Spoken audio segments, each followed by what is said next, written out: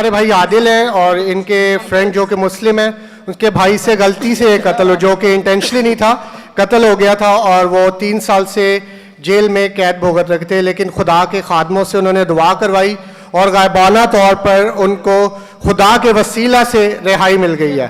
Praise the Lord, hallelujah.